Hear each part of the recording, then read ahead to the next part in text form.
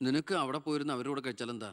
എനിക്ക് അവരോട് ഇരുന്ന് ശരിയാവില്ല ഏട്ടാ. അവരൊക്കെ വലിയ വലിയ കാര്യങ്ങളെ പറയണേ. എനിക്കതൊന്നും മനസ്സിലാവില്ല. എടി, അവരെന്താ പറയണേന്ന് അവർക്ക് എന്നെ മനസ്സിലാവണില്ല.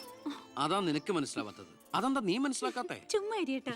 നിന്റെ ഈ വൃത്തിയുടെ സ്വഭാവം കാരണം ഞങ്ങളുടെയൊക്കെ കുട്ടികളെ ഊട്ടി നിർത്തി പഠിപ്പിക്കുന്നത് നിന്നെ മാതൃകയാക്കി നശിക്കാതിരിക്കാൻ. അതേതായാലും നന്നായി. അവരെന്നെ കണ്ട് പഠിക്കുന്നതിനേക്കാൾ കുഴപ്പാ അവരവരുടെ അച്ഛനെയും അപ്പൂപ്പനെയും കണ്ട് പഠിക്കുന്നത്. ഓ, ഈനാമ്പച്ചിക്ക് മരപ്പെട്ടി കൂട്ട്. ഏയ്, എന്റെ മൂത്തളീനെ മരപ്പെട്ടി വിളിച്ചാണ്ടല്ലോ. ഓ, തുടങ്ങിയ പിന്നെ തമ്മി കണ്ട കീരിയും പാമ്പോ. നിനക്കിത് എന്തിന്റെ കേടാടാ? എപ്പോ നോക്കിയാലും കൂടപ്പറപ്പുകളുമായിട്ട്. അത് പോട്ടെ, അച്ഛനെതിരെ നീ. അമ്മേ, ഞാൻ അച്ഛനെതിരല്ല. അച്ഛന്റെ നയങ്ങളോടാണ് എതിർപ്പ്. അച്ഛന്റെ രാഷ്ട്രീയ നേട്ടങ്ങൾക്ക് വേണ്ടി അച്ഛൻ കാട്ടിക്കൂട്ടുന്ന നെറുകേടുകൾക്കെതിരെ ഞാൻ അറിയാതെ ചോദിച്ചു പോവുകയാണ്. ചോദിച്ചു പോണ്ട, അവിടെ ഇരുന്ന് കഴിക്കേ. പറഞ്ഞ പോലെ കഴിച്ചിട്ട് പോവാം. എടാ, നിന്റെ അച്ഛൻ എത്ര നെറുകേട് കാണിച്ചാലും അങ്ങേര് കഷ്ടപ്പെട്ടുണ്ടാക്കണതല്ലേ നീ ഇപ്പൊ കഴിക്കണത്? അത് മാത്രം പറയരുത് അമ്മേ. അമ്മേ, ഞാൻ കഴിക്കണത് അമ്മയ്ക്കുള്ള കഞ്ഞിയുടെ ഒരു വിഹിതമാണ്. എനിക്കൊരു നല്ല കാലം വരുമ്പോ ഞാൻ ഈ കഞ്ഞി മുഴുവൻ അമ്മയ്ക്ക് ചോറായിട്ട് തിരിച്ചു തരും. അതുവരെ എന്റെ വയറിനൊരു ലോൺ. എനിക്കും എന്റെ ജീവൻ നിലനിർത്തണ്ടേ അമ്മേ?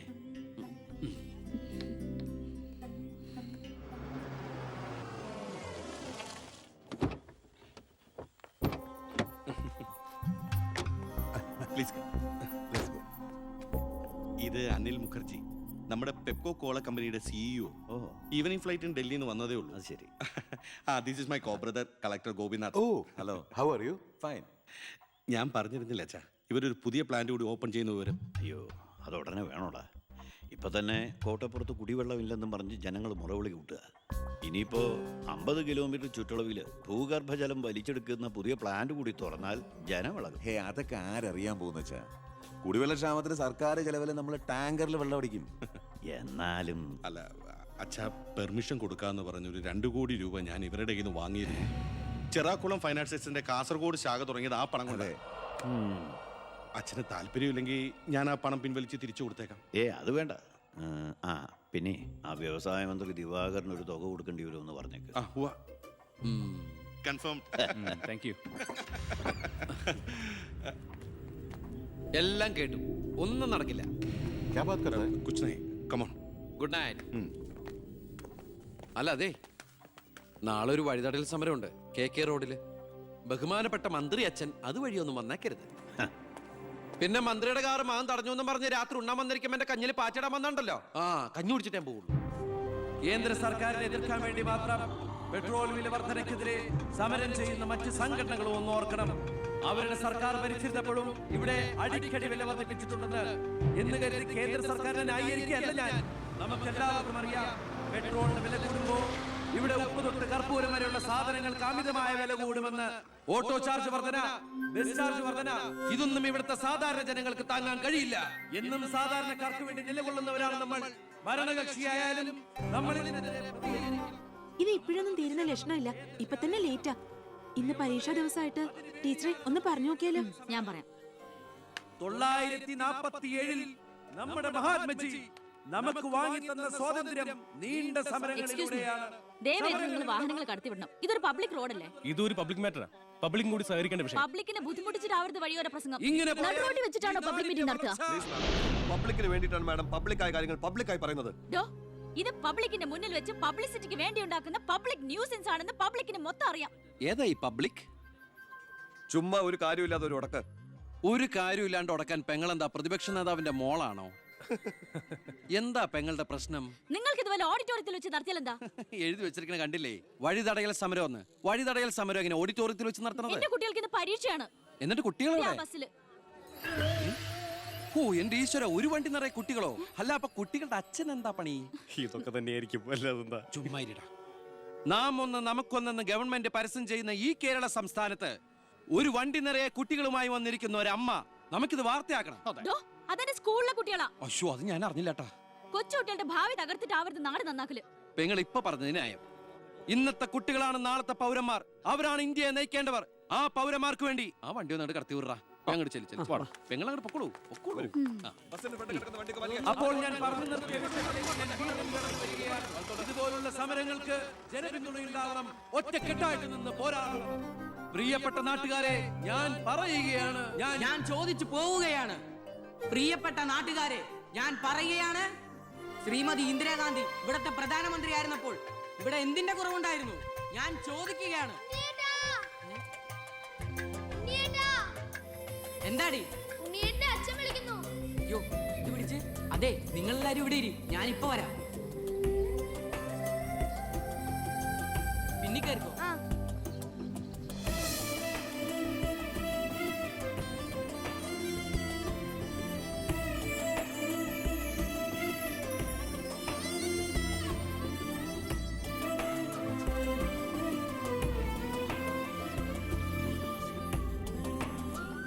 മോളെ ഇതൂടെ ഒന്ന് കഴുകി വെച്ചേരെ. ശരി.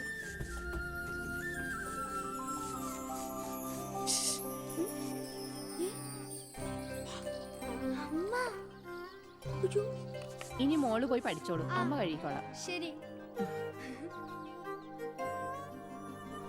എന്താ? ഇതേ ആരും കാണാതെ വേണം വായിക്കാൻ. ആളാകെ 1.5 ചാണയുള്ളൂ. ഇപ്പോഴേ വളഞ്ഞ കാന്താരിയ. അതുകൊണ്ടല്ലേ അവൻ കൊടുത്ത കത്ത് മേടിച്ച്. ദേവകിയമ്മേ, കുട്ടികളായതുകൊണ്ട് ഞാൻ ക്ഷമിച്ചു. ഇനി വളരുമ്പോഴും അവര് ബന്ധം തുറന്നാ കുഴപ്പാ. നമ്മളായിട്ട് അതിന് സാഹചര്യം ഉണ്ടാക്കണ്ട.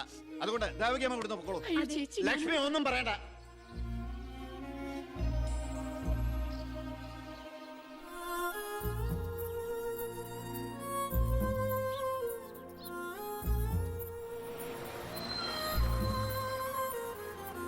ടീച്ചറെ, സ്കൂളെത്തി, ഇറങ്ങണ്ടേ?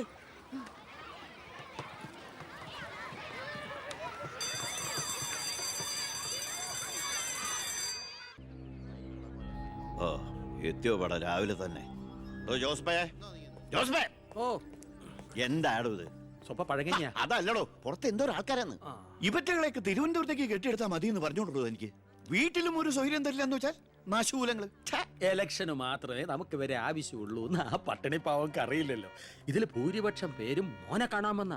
മോന് നാട്ടിൽ നല്ല ടേസ്റ്റ് അല്ലേ പേരാ.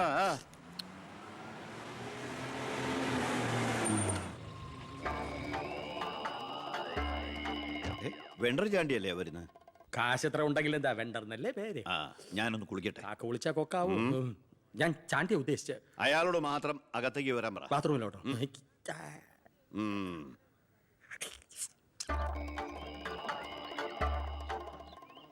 കാർഷിക കടമല്ലേ? അതെ. ജപ്തി ചെയ്യില്ല. ഗഡുക്കളായിട്ട് അടയ്ക്കാനുള്ള വഴിയൊക്കെ ഞാൻ ശരിയാക്കി തരാം. അമ്മ പോക്കോളൂ. ആ, ഇതാരും ചാണ്ടിച്ചനോ? 5.5 പുതിയ കാറൊക്കെ വാങ്ങിച്ചിട്ടുണ്ടല്ലോ. കർത്താവ് തരുന്നു, ഞാനത് കൈനീട്ടി വാങ്ങിക്കുന്നു. ദുബായിക്കാരൻ ചെക്കനെ മരുമോനായിട്ട് കിട്ടിയതോടെ ചാണ്ടിയുടെ ശുക്രദശ തെളിഞ്ഞു. NRI മണിയല്ലേ ഒഴുകുന്നത്. കർത്താവ് അകത്തേക്ക് എല്ലാം പറഞ്ഞു. ഞാൻ പുറത്തുനിന്ന് വന്നോണ്ട് കാശുള്ളവനെ രാജാവിനെ മുഖം കാണിക്കാൻ പറ്റൂ. എനിക്ക് അറിയില്ലായിരുന്നു മോളെ നിങ്ങൾ ആരായിരുന്നു എന്ന്. നിങ്ങൾ അന്ന് പോയതിനു ശേഷം ജോസഫ് ഒന്ന് പറഞ്ഞപ്പോഴാ ഞാൻ കാര്യങ്ങളൊക്കെ അറിഞ്ഞത്. അറിഞ്ഞപ്പോ എന്തുമാത്രം വിഷമിച്ചു എന്നോ. മോളോടും മോളുടെ അമ്മയോടും അറിഞ്ഞോ അറിയാതെയോ ഞാൻ മോശമായി പെരുമാറിയിട്ടുണ്ടെങ്കിൽ ഈ അമ്മയോട് ക്ഷമിക്കണം. എന്തിനാ അങ്ങനൊക്കെ പറയണേ? അമ്മ ഞങ്ങളോട് ഒരു തെറ്റും ചെയ്തിട്ടില്ല. അമ്മേ, ഹാ, ഒരു വണ്ടി കുട്ടികളുടെ അമ്മ അല്ല ടീച്ചർ. പെങ്ങളെന്താ ഇവിടെ? ഉണ്ണി, നിനക്ക് ഇവിടെ മനസ്സിലായോ? നമ്മുടെ വീട്ടിൽ പണിക്ക് നിന്ന ദേവകിയുടെ മോള. ശാരി.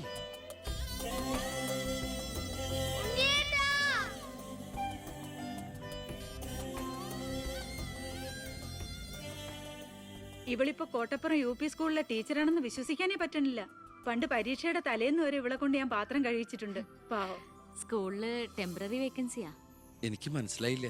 ടെമ്പററി എന്ന് പറഞ്ഞാ 6 മാസത്തേക്ക്. അതല്ല, എനിക്ക് ഇന്നലെ കണ്ടിട്ട് മനസ്സിലായില്ല. പക്ഷെ എനിക്ക് കണ്ടപ്പോ തന്നെ മനസ്സിലായി. Law college union chairman, youth വിങ്ങിന്റെ ജില്ലാ സെക്രട്ടറി എന്നൊക്കെ പറഞ്ഞ് പത്രത്തിൽ ഇടയ്ക്കിടയ്ക്ക് ഫോട്ടോ വരാറുണ്ടല്ലോ. B കൃഷ്ണകുമാർ. അല്ല, എന്താ ഇവിടെ ഇപ്പൊ ഇങ്ങനെ ഒരു സർപ്രൈസ് ആയിട്ട്? ഞാൻ മിനിസ്റ്റർ ഒന്ന് കാണാൻ വന്നതാ. ഞങ്ങളുടെ സ്കൂളിലും പരിസരത്തൊന്നും കുടിവെള്ളമില്ല. ഓ, അപ്പൊ കിണറാണ് ആവശ്യം. അതിന് അച്ഛൻ മതിയാവോ? അച്ഛനെല്ലാം കൊളാക്കിയാണ് ശീലം. ഇവൻ അച്ഛനെ കുറിച്ച് പറയാൻ കിട്ടുന്ന ഒരവസരവും പാഴാക്കില്ല. അത്രയ്ക്ക് ഒരുമയാ രണ്ടുപേരും തമ്മിൽ. എന്നിട്ട് കിണറിന്റെ പ്രശ്നമൊന്നുമല്ല.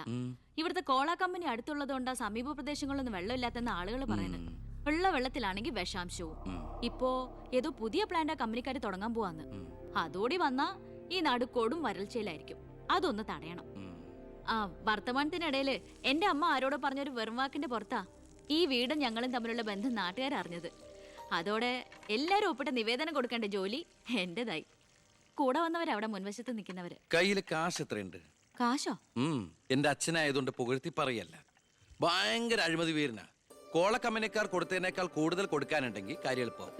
ഡാ, അനാവശ്യം പറയാതെടാ. മോളുടെ കാര്യം ഞാൻ പോയി ഇവന്റെ അച്ഛനോട് പറഞ്ഞിട്ട് വരാം. ശരി.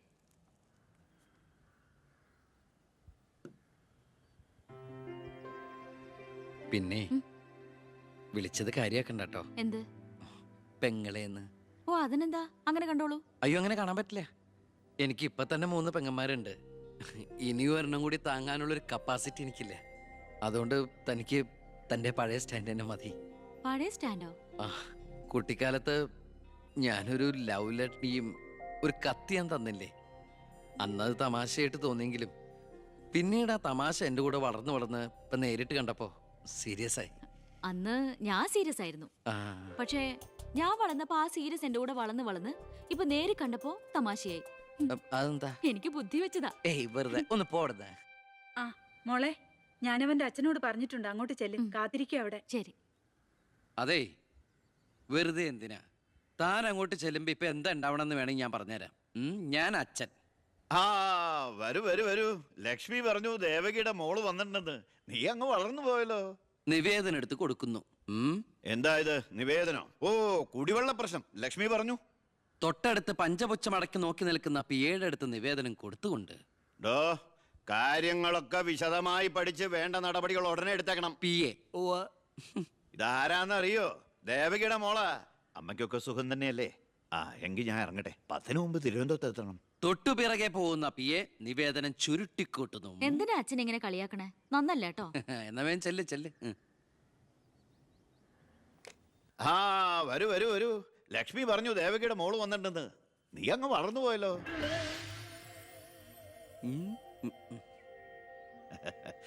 എന്താ ഇത് നിവേദനം? ഓ, കുടിവെള്ള പ്രശ്നം അല്ലേ? ലക്ഷ്മി പറഞ്ഞു. ഡോ, കാര്യങ്ങൾ വിശദമായി പഠിച്ച് വേണ്ട നടപടികൾ ഉടനെ എടുക്കാൻ പറഞ്ഞേക്കണം. ഇതാരാന്നറിയോ? ഇല്ല. നമ്മുടെ ദേവകിയുടെ മോളാ. ആന്നോ? വീട്ടിൽ അമ്മയ്ക്കൊക്കെ സുഖം തന്നെയല്ലേ? ആ, എന്താ ഞാൻ ഇറങ്ങട്ടെ. 10 മുമ്പ് തിരുവനന്തപുരത്ത് എത്തണം. 2 തറക്കല്ലൊരു നാടമുറി.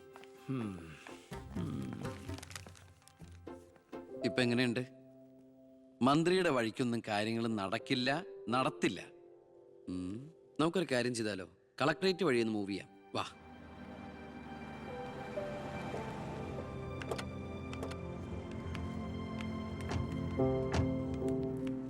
മീനൂട്ടിയാ, ഇത് കളക്ടറുടെ വൈഫ്. ഇത് ആരാന്ന് മനസ്സിലായ മീനൂട്ടിക്ക്? ഇല്ല. ആ, നമ്മുടെ ദേവകിയമ്മയുടെ മോളാ ശാരി. അയ്യോ, ഇത് ആളാകെ മാറിപ്പോയല്ലോ. അപ്പൊ നീയോ? ആൾക്കിപ്പോ കോട്ടപ്പുറ സ്കൂളിലാ ജോലി. ദേവകിയെ പോലെ തൂപ്പു ജോലിയാണോ സ്കൂളില്? അല്ല, ടീച്ചറാണ്. ഓ, നന്നായിട്ട് പഠിച്ചിരുന്നെങ്കിലേ നിനക്കും ഇതുപോലെ അന്തസ്സുള്ള ജോലി കിട്ടില്ലായിരുന്നോ? ഇതിപ്പോ കളക്ടറുടെ ഭാര്യ എന്ന് പറഞ്ഞിട്ട് എന്താ കാര്യം? അടുക്കളപ്പണി തന്നെയാ. ശോഭേച്ചിക്ക് ഇപ്പോഴും ഒരു മാറ്റമില്ല. മാറുകയില്ല. അതെ, കോട്ടപ്പുറ സ്കൂളിലാണെന്നല്ലേ പറഞ്ഞത്? അവിടെ ജയപ്രസാദ് പേരിൽ ഒരു മാഷിനെ അറിയോ? കവിതയൊക്കെ എഴുതാറില്ല. അറിയാം. ആള് വിചാരിക്കും പോലെ നല്ലാട്ടോ, ഭയങ്കര ബ്രില്യന്റാ. കോളേജിൽ എന്റെ സീനിയർ ആയിരുന്നു. എടി, എടി, എടി, എടി.